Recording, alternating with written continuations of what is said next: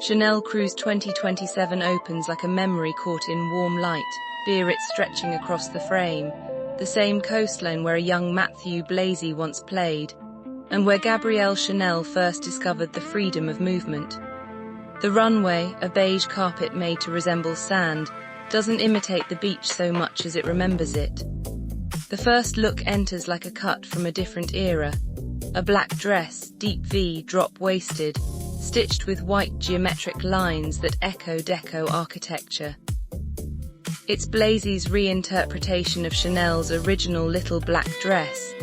The revenge dress, born from maids' uniforms and transformed into a revolution, and he turns the archival bow at the back into a clutch, held with the kind of ease that defines his Chanel.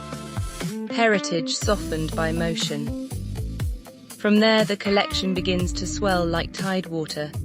Stripes ripple through the show as a recurring visual score, ticking stripes, Basque stripes, mariner stripes, moving across overshirts, towel-striped suits, quarter-zip sweaters and khaki skirt suits with bags to match. Borrowed from sailors, from Picasso, from the Basque coastline itself, the stripes become the heartbeat of the collection, a rhythm that ties every scene together. Then the lace arrives, not delicate or nostalgic but alive. Latticework shaped like coral, sea anemones and the branching trees of Biarritz. These dresses look grown, not sewn, their patterns behaving like underwater flora swaying in shallow light. It's couture disguised as tide pool, craftsmanship disguised as nature. Blazy threads the classic Chanel logo throughout the collection, but never as a static emblem.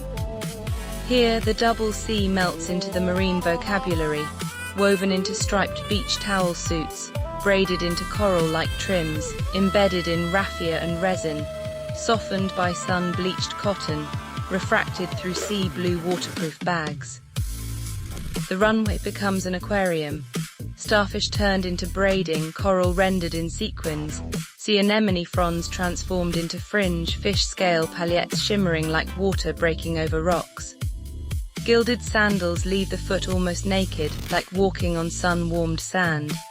Even the accessories feel like props from a coastal narrative, giant straw baskets, seashell earrings, resin quilted bags you can swim with. The Chanel woman isn't dressed for the beach, she's of the beach. Blazy's genius is how he makes ultra-luxury look effortless. Cotton drill khaki suits worn in overshirts, striped sweaters borrowed from sailors or Picasso, tweed softened into slouch, trouser suits cropped just enough to feel modern. It's Chanel in daylight, not candlelight. Chanel in motion, not in pose. Near the end, the film cuts to a newspaper dress, a nod to suffragettes, Schiaparelli, Galliano, Perspook, Gaultier, but Blazy's reference is Chanel herself, who once said, "I love to read newspapers like men." The dress becomes a montage of history, humor, feminism, and the house's own rebellious streak. The finale is pure cinema. Noor Khan emerging in a turquoise sequined gown, the fishtail hem glimmering like a creature rising from the Atlantic. Mythic, but grounded in Chanel's original codes, movement, sportiness, freedom. The sea isn't a theme, it's a character. Cruise 2027 feels like Chanel remembering how to move, how to breathe, how to play, how to let sunlight touch the clothes. Blazy doesn't reinvent the house, he reanimates it, melding classic Chanel with the elements, coral lace, striped sun towels, marine embroidery and the refracted through sea and sky. This isn't nostalgia. It's a cinematic return to the Waterline, a house rediscovering its horizon.